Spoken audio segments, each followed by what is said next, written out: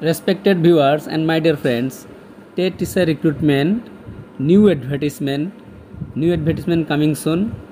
অত্যন্ত ভাল খবর টেট ক্যান্ডিডেটস সকলে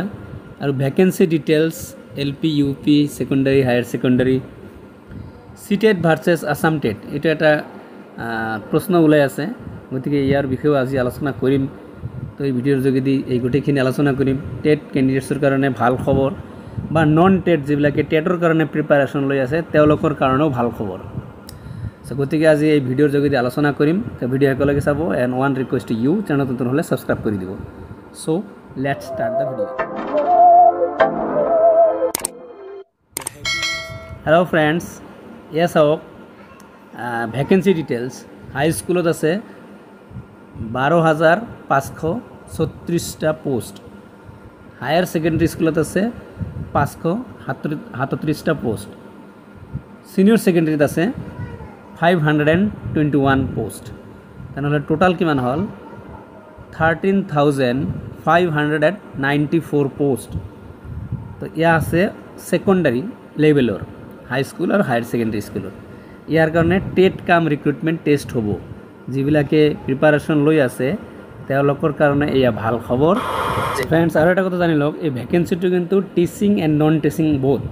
নন টিচিং স্কুলত কম থাকে বাট নন টিচিংও আছে ইয়াৰ ভিতৰতে গতিকে এডিআৰৰ ক্যান্ডিডেট এটা ভাল খবৰ যিবিলাকে টেটৰ প্ৰিপাৰেশ্যন কৰি আছে এতিয়া আলোচনা কৰিম টেট ক্যান্ডিডেটৰ কি কাৰণে ভাল খবৰ ইয়া চাওক এলিমেন্টাৰি লেভেলৰ ভ্যাকেন্সি ডিটেইলস এলিমেন্টাৰিত কি আছে এলপিএছৰ মানে লোৱাৰ প্ৰাইমাৰী স্কুলত আছে 9,655 এণ্ড আপাৰ প্ৰাইমাৰী স্কুলত 10,553 তেনেহ'লে টোটাল হল কিমান 21,963 পোস্ট তো এই পোস্টখিনি এটা ভ্যাকেন্সি ফিল আপ কৰিব লাগিব কিন্তু ফ্রেন্ডস এই ভ্যাকেন্সিটিও কিন্তু teaching and non teaching both তার মানে এডিআর ক্যান্ডিডেটও কিন্তু ইয়াতে সোমাই যাব কিন্তু এডিআর ইয়াত কম হ'ব কাৰণ স্কুলত কিন্তু ইমান নন টিচিং নাথাকে কিন্তু হেয়া একেলগে হয়তো নহ'ব পাৰে আপোনালোকে জানে কিছুদিন আগত এডুকেশ্যন মিনিষ্টাৰ ছাৰে এটা দিছিল এটা নহয় কেইবাটাও বাইট দিছে যে 4,500 পোষ্টটো ৰেডি হৈ আছে ডিডব্লিউৰ পৰাও এইটো ক্লিয়াৰিফিকেশ্যন দিছে যে এডভাৰ্টাইজমেণ্ট দিব আকৌ ডেটটো ফিক্সড হোৱা নাই তো এইটো মাৰ্চ মাহত যিখিনি ভ্যাকেন্সি ওলাব সেইখিনি ভ্যাকেন্সিৰ গোটেইখিনি আগতীয়াকৈ ফিল আপ কৰি থ'ব বুলি মন্তব্য দিছিল তেতিয়া টোটাল ভ্যাকেন্সি আছে বহুত তো গোটেইখিনি হয়তো একবাৰে নিদিব সেইকাৰণে পাৰ্ট কৰি দিব যে 4,500 যদি দিয়ে আৰু বৰ্তমান আছে কিমান 5,550 হয়তো এইটো এই ভ্যাকেন্সি পোস্টতে সোমাই আছে কাৰণ যেহেতু ভ্যাকেন্সি ফিল আপ হোৱা নাই গতিকে এইটো পোস্ট ইয়াতে সোমাই আছে তেতিয়াহ'লে ইয়াতে প্ৰায় 10,000 হৈ গ'ল 10,000 পাৰ হৈ গ'ল তো এনেকৈ 10,000 আৰু নিউ প্ৰভিন্সিয়েল স্কুলতো কিছুমান ভ্যাকেন্সি ওলাই আছে গতিকে এনেকৈ 20,000 অভাৰ 20,000 ভ্যাকেন্সি হৈ আছে এইটো ফিল আপ কৰোঁতে হয়তো এটা দুটা বছৰতে ফিল আপ কৰি দিব ধৰক এইটো যদি হয় তেনেহ'লে ইয়াতে 10,000 দিয়াৰ লগে লগে কিন্তু এলপি আৰু ইউপিৰ ক্ষেত্ৰত ক্যান্ডিডেট কিন্তু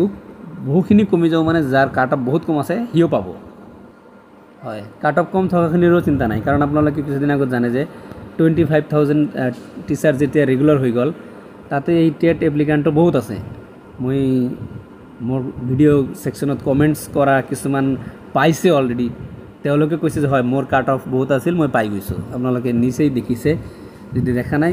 মোৰ প্লে লিষ্টত গৈ চাব পাৰিব ইয়াৰ ভিত্তিত কৰি কাট অফ কমি গৈ আছে যদি আকৌ 10,000 যদি হয় পোস্ট ভ্যাকেন্সি ফিল আপ হৈ যায় তেনেহ'লে আৰু কমি যাব তো ইয়াৰ চাওক টোটাল ভ্যাকেন্সি ডিটেইলস আছে ইয়াত এলপি ইউপি এটা আছে 21,936 আৰু আছে 13,594 তাহলে টোটাল 35,000 অ্যাবাউট হয় 35,000 সামথিং প্লাস পোস্ট আছে যেটো হয়তো একবারে নিদিব বা পোস্ট যেহেতু ওভার 20,000 তেতিয়াহ'লে এইটো কিয় তো মই আগতে কথাটো ক'লো যেনেকুৱা ধৰক 5,000 20,000 ভিতৰতে 5,550 এইটো আৰু এইটো প্লাই ইয়াতে 10,000 কিন্তু আহি গ'ল তাৰমানে 10,000 প্লাছ পোষ্ট অলৰেডি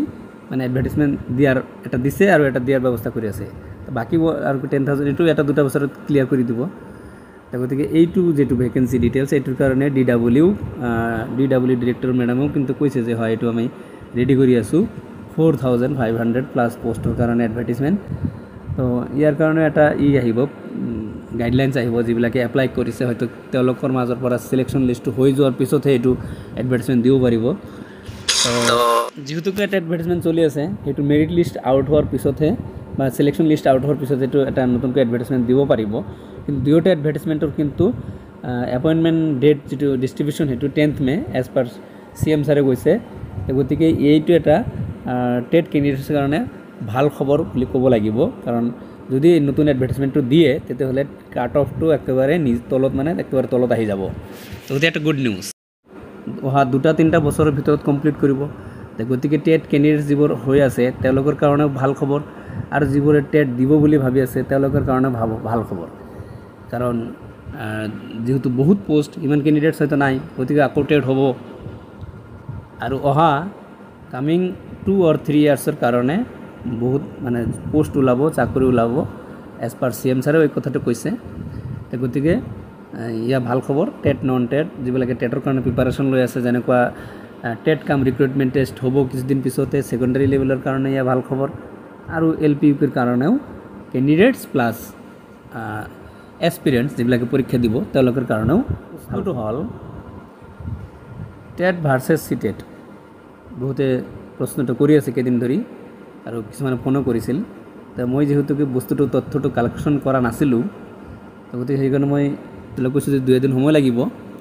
তাৰপিছত যিখিনি তথ্য মই সংগ্ৰহ কৰিলোঁ টেট ভাৰ্চেছ CTET বুলি ইনইকুইভেলেণ্ট বুলি বা প্ৰিফাৰেঞ্চ বুলি এনেকুৱা